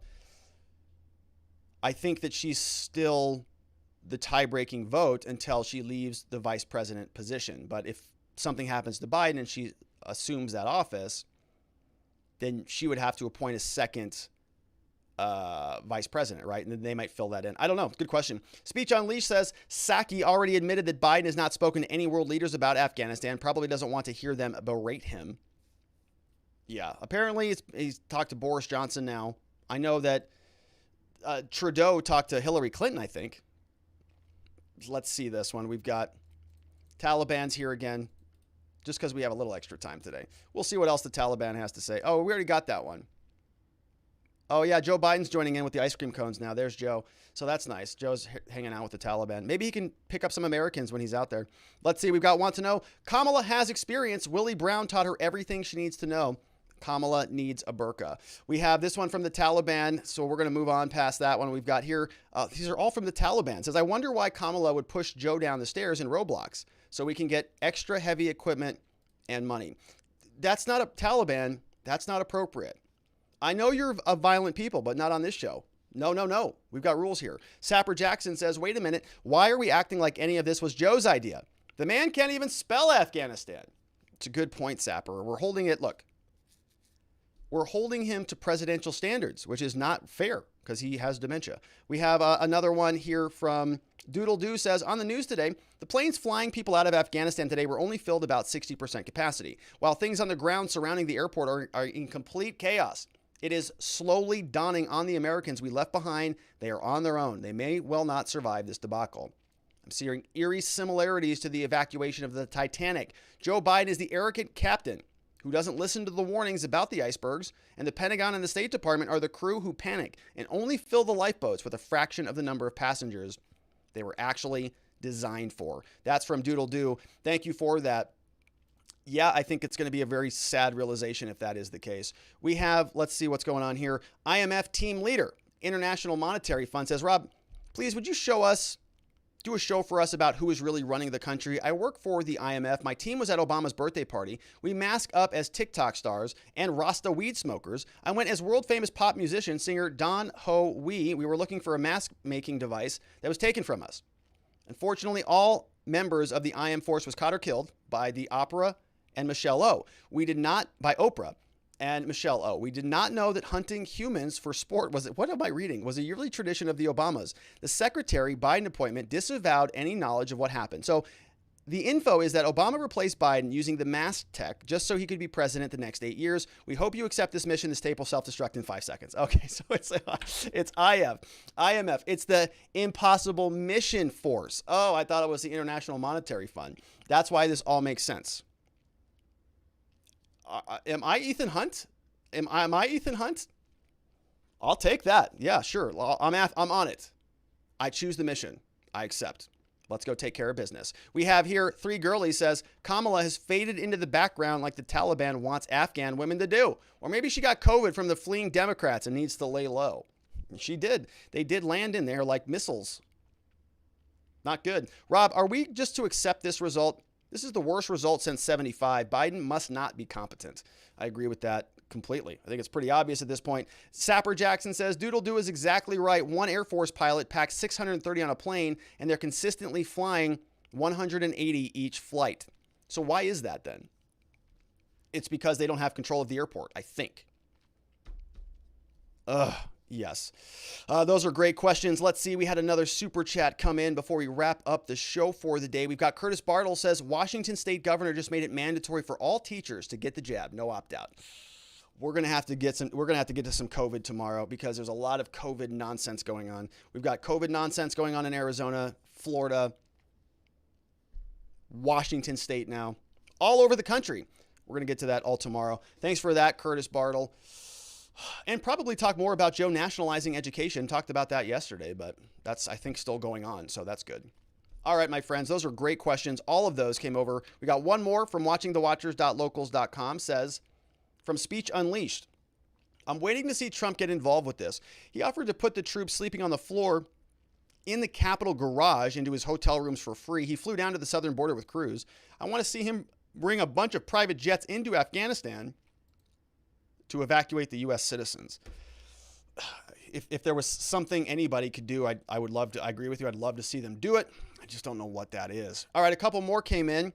From Sapper Jackson says, great show, Rob. Thanks, Sapper. Appreciate you being here, and thanks for being a part of it. Great questions from you today. Major said, hand over the keys. It's time that the U.S. government hand over the keys. They have made way too many blunders to sustain our credibility. Yeah, I agree with you there as well, Major. Thank you for that. And thank all of you for all of your questions, all of the live chat. It's been a lot of fun. We'll give some shout outs to those of you who are still chatting away over on locals. We've got Vienticus Prime is in the house. Osak, Truman HW, I see I'm Not Gas here.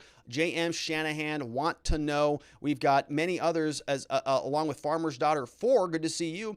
We see over on YouTube, Zulu's in the house. Ryan Jackson, Justin F, Paint Ballery. We have Cass Arthur, Zorro, John Frazier, Playing Hooky, George Klaus, and I saw Greg in Texas, I think, was there as well. So it's good to see everybody. I want to thank you so much for being a part of the show. Before we get out of here, I want to welcome some new members who signed up this week. If you signed up last night, I don't have you on the slide, but you'll be there tomorrow and all next week. So right now, I want to welcome ZW Trawl, Deadmau5, Ref Annihilator, Jutta M. Kit. We have Dave Sec, Shifty Shift, 503 Unlimited, Mary B, and The Real Patriot, all joined up at watchingthewatchers.locals.com. Thank you so much for that. And if you're not a member there and you want to join up, you can meet up with us during our monthly meetup on Zoom, Saturday, August 28th, 2021, 7 to 8 p.m. Sign up at watchingthewatchers.locals.com. That's just 9 short days away from here. My goodness, it's going to be a lot of fun. I want to make sure you're there with us because we just get to connect with each other. It's a community. We get to see faces and hear from other people, kind of hear what's going on in your world and see what you think about all of the blunders around us all the time. And so I want you to be there with us. And that, my friends, is it for me for the day. I want to thank you so much for being with us. I want to thank you for the super chats on YouTube, from the great questions over from locals, for all of the liveliness on the live stream. We're going to be back here same time, same place to do it all again tomorrow. It's at 4 p.m. Arizona time, 5 p.m. Mountain, 6 p.m. Central, 7 p.m. on the East Coast for that one Florida man. Everybody have a tremendous evening. Sleep very well. I'll see you right back here tomorrow. Bye-bye.